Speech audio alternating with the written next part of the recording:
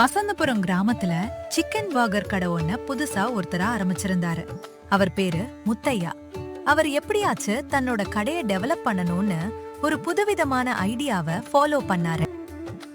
மக்களே வாங்க வாங்க, 50 சிக்கன் பர்கர் சாப்பிட்டா 10,000 பரிசு. மக்களே வேகமா ஓடி வாங்க, இந்த முத்தையா கடையில பரிசுகள் காத்துக்கிட்டு இருக்குது. வேகமா வாங்க.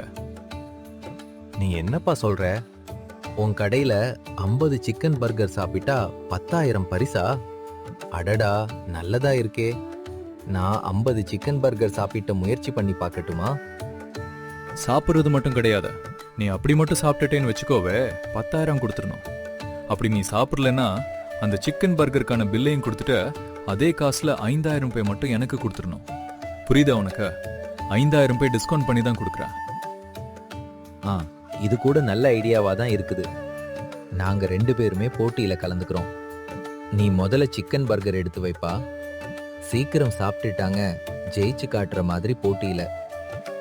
ஏண்டா நம்ம வீட்டையெல்லாம் 10-20 சிக்கன் பர்கர் சாப்பிடுவோம், இங்க 50 சிக்கன் பர்கர் சாப்பிட மாட்டோமா என்ன? வாடா, முயற்சி பண்ணி பார்ப்போம். முயற்சி திருவிளையாக்கும். அப்படி சொல்லுங்க. இந்த மாதிரி ஒரு டயலாக் போட்டு உட்கார்ந்தாதான் மோட்டிவேஷனலா இருக்கும். உட்கார்ந்து சாப்பிடுங்க. அவங்க ஃபர்ஸ்ட் நல்ல சிக்கன் பர்கர் வேக வேகமா சாப்பிட்டுட்டு இருந்தாங்க. இருங்க இருங்க, இப்போதான் 10 சிக்கன் பர்கர் முடிச்சிருக்கீங்க. இன்னும் 40 சிக்கன் பர்கர் இருக்குது. வரிசையா எடுத்துட்டு வரருங்க. ஆனா கொஞ்ச நேரத்துக்கு மேல அவங்கனால அந்த சிக்கன் பர்கர்களை சாப்பிட முடியல. அவங்க 2 பேர்னாலுமே முடிஞ்ச அளவு 15 சிக்கன் பர்கர்வாது சாப்பிட முடியும். ஆனா அது கூட அவங்கனால அங்க சாப்பிட முடியல. அப்பா போதும்பா, இதுக்கு மேல என்னால முடியாது. நீ கேட்ட பணத்தை நான் கொடுத்துறேன். ஐயோ சாமி, என்னால முடியாது. இதுக்கு மேல சிக்கன் பர்கர் சாப்பிட்டா வயிறே வீங்கி போயிரும். இந்தா பணம், ஆள விடு. நம்ம யோசிச்சு உட்காந்துருக்கும்னு நினைக்கிறேன் தங்கவேல். தேவையில்லாம உட்காந்து நம்மளோட காசை இழந்துட்டோம் பாத்தியா. சரி வா, வீட்டுக்கு போவோம். இதை பத்தி யோசிச்சா மனக்கவலை தான் ஆரம்பிக்கும், பாத்துக்க. வா, முதல்ல போவோம். இனிமேல் ஆச்சு இந்த போட்டியில கடந்துக்காம இருப்போம் என்ன? இந்த கிராமத்துல இருக்குங்களா சரியான முட்டா பயலுகளா இருக்கிறாங்க. ஒரு சிக்கன் பர்கர் திங்க வைக்க இல்ல நீங்களா வந்து பேச ஆரம்பிச்சிட்டீங்களா? போங்கடா, வந்துட்டாங்க. இதுல மோட்டிவேஷனல் வேற போட்டுட்டு வந்து உட்கார்ந்து சாப்பிடுறாங்க. ஆளுகளையும் மூஞ்சிகளையும் பாரு. போங்கடா. மீனாட்சி அக்கா, மீனாட்சி அக்கா, கொஞ்சம் வெளியே வருங்களேக்கா. மீனாட்சி அக்கா. அட முகேஷே, வந்துட்டியா? நான் சொன்ன மாதிரியே மாட்டு கொட்டாயில எங்க அப்பா உட்கார்ந்திருப்பாங்க. சாப்பாடு கொடுத்துட்டியாப்பா? பாவம், அந்த வெயில அலைய முடியாம போய் அலைஞ்சிட்டு வர உன்னை நினைச்சா ரொம்ப பெருமையா இருக்குப்பா. நீ வா, ஒரு வாய் உட்கார்ந்து சாப்பிடுறியா? இல்லக்கா, பரவாயில்ல, இருக்கட்டும். உதவிக்கு எதுக்கு கைமாறெல்லாம் செஞ்சிட்டு இருக்கிறீங்க? அதெல்லாம் வேணாம். நீங்க சும்மா சாப்பிட கூப்பிடு. உரிமையோட வந்து சாப்பிடுன்னு சொன்னா கூட நான் சாப்பிடுவேன். இந்த மாதிரி கைமாறு செய்யற மாதிரி செஞ்சா நாளா சாப்பிட மாட்டேன்பா. ஐயோ, என் தம்பியா? உரிமையா கூப்பிடுறேன். எனக்காக வந்து கொஞ்சம் சாப்பிட்டுட்டு போங்கப்பா. அவனை உரிமையோட உட்கார்ந்து நல்லா சாப்பிட ஆரம்பிச்சான். அப்ப வரைக்கும் மீனாட்சிக்கு தெரியாது அவன் ஒரு பெரிய சாப்பாட்டு ராமன்னு. அன்னைக்கு வச்சிருந்த சாப்பாடு எல்லாத்தையுமே அவன் ஒருத்தனே சாப்பிட்டான். அப்பா, இன்னொரு 5 இட்லி கட்டு வந்து தரீங்களாமா? ரொம்ப பசிக்குது. 10 இட்லியா இருந்தாலும் பரவாயில்ல, நான் கோச்சிக்க மாட்டேன். போய் எடுத்துட்டு வந்து குடுக்குறீங்களா? அவங்களும் மீத வச்சிருந்த எல்லா இட்லியுமே அவனுக்கு எடுத்து கொடுத்துட்டாங்க. ஏப்பா முகேஷ், இதுக்கு மேல இட்லியும் இல்ல ஊத்துறதுக்கு மாவும் இல்ல. இன்னொரு நாள் நீ வந்து சாப்பிடுப்பா. இல்ல, இன்னொரு நாள் வா. சாப்பிடலாம் சொல்ல மாட்டேன் சாமி. இங்க இருந்து கிளம்பு. என் புருஷன் வந்து என்னை எப்படி திட்ட போறான்னு தெரியல. இருக்கிற எல்லா இட்லியும் உனக்கே கொடுத்துட்டேன் நானு.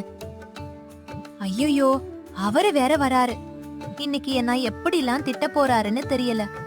மொத்த சாப்பாட இவனுக்கே போட்டு விட்டேன். என்னடி, சாப்பாடு செஞ்சு வச்சியா? இன்னைக்கு சாப்பாடு நீங்களே சாப்பிட்டுக்கங்க. வரப்பையே சிக்கன் பர்கர் தின்னு தோத்து போயிட்டு வந்துட்டேன் தெரியுமா? அதை நினைக்கும் போதெல்லாம் வருத்தமா இருக்குது. சாப்பாடுலாம் நீங்களே சாப்பிட்டுக்கங்க. என்னங்க, ஒரு 50 ரூபாய் இருந்தா கொடுங்களே, மாவு பாக்கெட் வாங்குறதுக்காக. காலையில தானே மாவு ஆட்டி வச்ச. அதுவும் இல்லாம நேத்து நைட்டுலாம் ஆட்டின மாவுலாம் இருந்துச்சு. அதுக்குள்ள என்ன பண்ண நீ? அத எங்க கேக்குறீங்க? ஒரு சாப்பாடு ராமனா சாப்பிட கூப்பிட்டது ரொம்ப தப்பா போச்சு. எல்லாத்தையும் உடாந்து காலி பண்ணிட்டு போயிட்டாங்க. அப்ப மொத்தமே 50 இட்லி பக்கம் சாப்பிட்டு இருப்பான் தெரியுமா? உண்மையதான் சொல்றியா? 50 இட்லி பக்கம் சாப்பிட்டானா? அட, அந்த முகேஷ் பயலாது டாப்போ. இப்பவே அவட பாக்குறேன். என்ன போனவங்கெல்லாம் திரும்பி வந்திருக்கீங்க? ஏன்னா திரும்பியும் விளையாடணுமா இல்ல திரும்பி தோக்கணுமா? 5000 எனக்கு கொடுக்க போறீங்களாக்கு சொல்லுங்க சொல்லுங்க. இந்த முறை நாங்க விளையாடுற மாதிரி இல்ல. இதோ நிக்கிறானே முகேஷ் சாப்பாட்டு ராமே, இவன் தான் விளையாட போறான். இவன் மட்டும் உனக்கு சாப்பிட்டு கொடுத்துட்டானா அந்த காசை நீ எங்களுக்கு கொடுத்தரணும். முகேஷ் ஒத்துக்கிட்டு தான் வந்திருக்கிறான் பாத்துக்கோ. இவனே ஒல்லியா இருக்கிறான். இவன் என்னத்த சாப்பிட போறான்? லூசுகளா என்னமோ பண்ணுங்க. எனக்கு லாபம் வந்தா சரி. எப்போ உட்காந்து சாப்பிடு. முகேஷும் உட்கார்ந்து எல்லா சிக்கன் பர்கர்லயும் சாப்பிட ஆரம்பிச்சான். கிட்டத்தட்ட ஒரு 25 சிக்கன் பர்கர்களை சாப்பிட்டான். சிக்கன் பர்கர்லாம் தீந்துருச்சுப்பா. போரு, கொஞ்சம் உட்காந்துரு, நான் போட்டு தரேன். ஐயோ, இந்த சாப்பாட்டு எல்லாமே சாப்பிட்டுருவான் போல இருக்கே. பேசாம நம்ம வேலையை காட்ட வேண்டியதான். இல்லனா இந்த பையன் தின்னுப்புட்டு காசை வாங்கிட்டு போனாலும் போயிருவான். முகேஷும் அந்த சிக்கன் பர்கர் நல்லா சாப்பிட ஆரம்பிச்சான். கொஞ்ச நேரத்திலேயே முகேஷ்க்கு அதுல ஒண்ணு தேப்பட்டாச்சு. அதனால எந்திரிச்சான். என்னது இது? இந்த சிக்கன் பர்கர்லாம் வேகவே இல்ல சுத்தமா. இந்த சிக்கன் பர்கரை கொஞ்சம் பிரிச்சு பாருங்க. பூரா நல்ல மாவா இருக்கு. வெளிய மட்டும் அரவேக்காடு வேக வச்சு கொடுத்திருக்கா அந்த ஆளு. இத நீங்களே கொஞ்சம் பாருங்க. இல்ல, நான் சரியாதான் வேக வச்சிருக்கிறேன்ப்பா. நீ தேவையில்லாம பேசாத. உன்னால சாப்பிட முடியலனா சொல்லிட்டு போ. அதை விட்டுட்டு இப்படி என் மேல குத்த சொல்லாத. நீங்களே பாருங்க, நம்மளனா இந்த சிக்கன் பர்கருக்குள்ள ஃபுல்லா வேகாம இருக்குது. இந்த மாதிரி சாப்பாடை சாப்பிட்டோம்னா சீக்கிரமே வயிறு நெம்பி போயிரும். வயிறுக்கும் உடல் உபாதை ஏற்படுத்தும் பார்த்திருக்கங்க. இந்த ஆளு எப்படி சதி பண்றா பாத்தீங்களா? பயங்கரமான ஆள் இருக்கிற. இப்படி சதி பண்ணி தான் எங்களை தோக்கடிச்சியா நீ? நல்ல வேலை, உன் சதிய அவன் கண்டுபிடிச்சிட்டான். எனக்கு தெரியாது. இப்ப நீ ஒழுங்கா என்ன பண்ற தெரியுமா? ஒண்ணு, இந்த சிக்கன் பர்கர் எல்லாம் புதுசா போட்டு கொடு அவனுக்கு.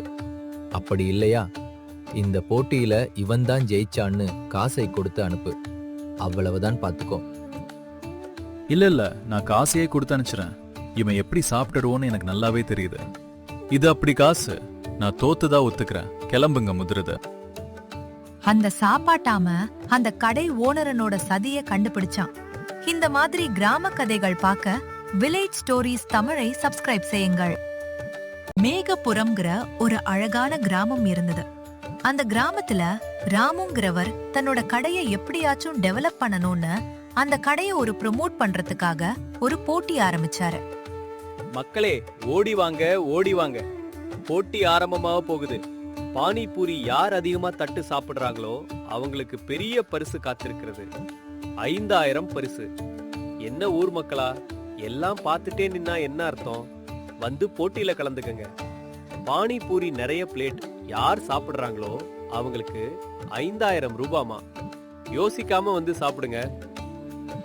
அட வாங்க, என் கூட வந்து போட்டி போடுறதுக்கு யாராவது தயாரா இருந்தீங்கன்னா வாங்க. பானிபூரி சாப்பாடு 5000 ரூபாய் தராங்களே. உங்களை யாருக்கு வந்தாலும் நமக்கு தானே கிடைக்க போகுது. வாங்க, போட்டியில கலந்துக்குவோம். ஏ தம்பி, நான் போட்டிக்கு வரேன். நான் தான் கண்டிப்பா ஜெயிப்பேன். எப்படியாவது அந்த 5000 நான் வாங்கிட்டு போறேன் பாரு. எப்படியாச்சும் நீங்க அந்தத்தை அடிக்கணுமே. ஏண்டா, சீக்கிரம் போட்டியில கலந்துக்கங்க. அவ மனசு மாதிரி போட்டியே வேணாம் சொல்லிட்டு போயிருவான் போல. நீங்க யோசிக்கிறத பார்த்தா சீக்கிரம் போய் கலந்துக்கடா லூசு பயலைகளா.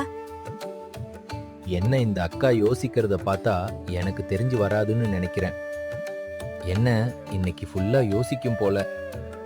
பேசாம நீ வா, நீயும் நானும் போட்டி கலந்துக்குவோம். இங்க பாருங்க, நாங்க 2 பேருமே போட்டியில கலந்துக்கிறேன். கண்டிப்பா நான் ஜெயிப்பேன். எனக்கு நம்பிக்கை இருக்குது. 5000 எனக்கு தான் எடுத்து ரெடியா வச்சுக்கங்கன்னு. அப்ப சரி, உட்கார்ந்து வேகமா பானிபூரி தட்டை சாப்பிட ஆரம்பிங்க. கொண்டு வந்து ஒரு பிளேட்டா வைக்கிறேன். ரெடி, கெட் ஸ்டார்ட், கோ. எல்லாவங்க பானிபூரி அள்ளி சாப்பிட ஆரம்பிங்க. இதுல எந்த டைமிங்கும் இல்ல. நீங்க சாப்பிடுற பிளேட்டை பொறுத்து தான் இருக்குது. எல்லாம் சாப்பிடுங்க. அங்கிருந்து 2 பேருமே ரொம்ப ஈக்குவலா அந்த பானிபூரிய சாப்பிட ஆரம்பிச்சாங்க. ரொம்ப வேகமா சாப்பிட்டனால அவங்களோட அளவும் கூடயே இல்லாம ஒரே சம அளவுல போய்கிட்டு இருந்துச்சு. அவங்க 2 பேருமே கடைசி வரைக்குமே ஈக்குவலான தட்டை தான் சாப்பிட்டுக்கிட்டு இருந்தாங்க. என்னப்பா நீங்க 2 பேருமே சம அளவுல சாப்பிட்டுட்டு இருக்கீங்க? சீக்கிரம் ஒரு ஆள் முடிங்க, இன்னொரு ஆள் பின்னாடி வாங்க. நான் என்ன முட்டா பயலா? அவன் வேகமா சாப்பிடும்போது நான் வேகமா சாப்பிட மாட்டேன்னா? இந்தா சாப்பிட்டு முடிக்கிறேன். அவனுக்கு ஈக்குவலா நானும் மெயின்டைன் பண்ணுவேண்டா. அவங்க 2 பேருமே எவ்ளோ சாப்பிட்டோம், அவங்கனால சம அளவை முறியடிக்க முடியல. 2 பேருமே ஒரே தட்டு சம அளவு சாப்பிட்டனால போட்டியும் டிரா ஆச்சு. அப்பா, இதுக்கு மேல என்னால முடியாதுப்பா. அந்த ஆளு எவ்வளவு சாப்பிட்டிருக்காரு பாத்துக்க. என் வயிறே நெம்பி போச்சு. என்னாலே முடியாதுப்பா இதுக்கு மேல. ஐயோ, என் வயிறு நம்பி போச்சு. நாங்க 2 பேருமே எவ்வளவு சாப்பிட்டிருக்கோம்னு சொல்லு. நீங்க 2 பேருமே சம அளவுல தான் சாப்பிட்டுருக்கீங்க. அதனால போட்டி டிரா ஆகுது பாத்துக்கோங்க. உங்க 2 பேர்த்துக்குமே பரிசு தொகை இல்ல ஒண்ணும் இல்ல, போய் வேடிக்கை பாருங்க. அடுத்த ஆள் போட்டிக்கு வரட்டும். போகடா வேஸ்ட் பீச்சுகளா. எலே, அந்த 2 பயலுங்க வரானுங்க பாரு. அவனுங்க கண்டிப்பா போட்டுல கலந்துக்குவானுங்கன்னு நினைக்கிறேன். உங்கள மாதிரி டோமர் மாதிரி இருக்காம கொஞ்சம் நல்லா விளையாடட்டும் அவங்களாச்சும். அட இருங்கப்பா, போட்டிக்கு இன்னொருத்தர் வராரு, நானும் வரேன். 2 பேருமே கலந்துக்கிறேன் போட்டுல. எங்களை யார் ஜெயிக்கிறாங்களோ அவங்களுக்கு 5000 ரூபாய் கொடுப்பேன்ல, நானும் வரேன். அதெல்லாம் இருக்கட்டும். உன் கூட ஒருத்தன் யாரோ வரான்னு சொன்னியே, அவன் எங்க? அவ வந்தாதானே போட்டி ஆரம்பிக்க முடியும். அவனையும் போய் கூட்டிட்டு வாப்பா. இதோ வந்துட்டேன். போட்டி ஆரம்பிக்கலாமா? பானிபூரி போட்டிக்கு நான் தயாரா இருக்கிறேன். போட்டியோட டிமத்தனை என்னன்னு உங்களுக்கு தெரியும்ல. பானிபூரி பிளேட் எத்தனை சாப்பிட்றீங்களோ அவ்வளோ பரிசு பார்த்துக்கோங்க. ஒரு ஆளை விட ஒரு ஆள் எக்ஸ்ட்ரா சாப்பிட்டுக்கணும். இதுதான்.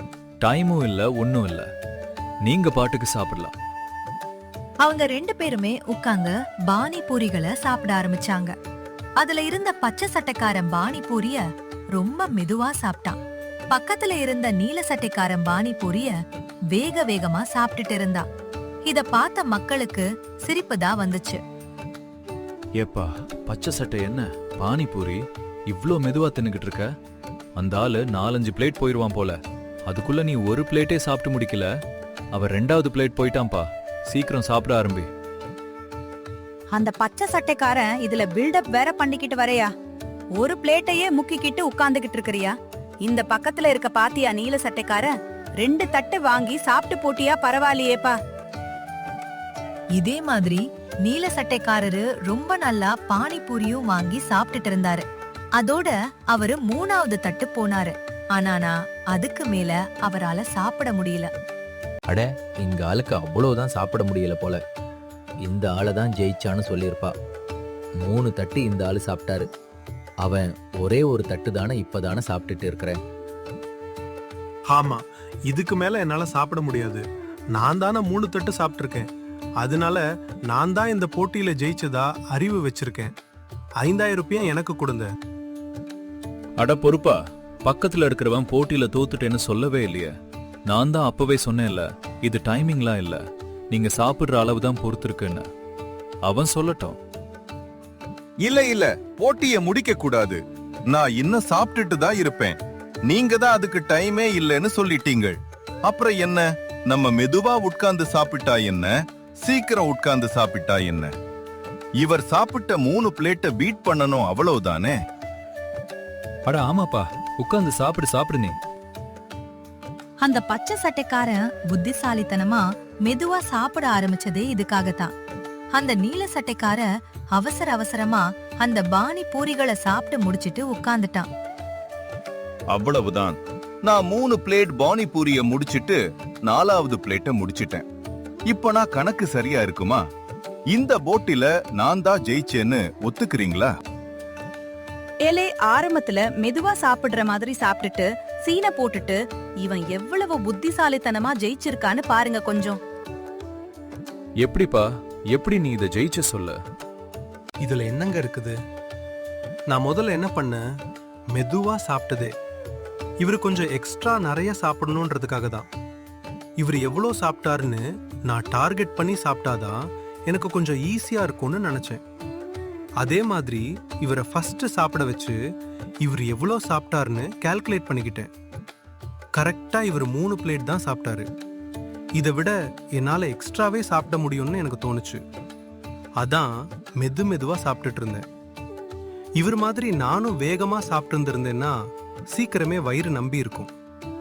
இதே மாதிரி நான் மெதுவா சாப்பிட்டனால தான் எனக்கு கொஞ்சம் வயிறுல இடம் இருந்துச்சு.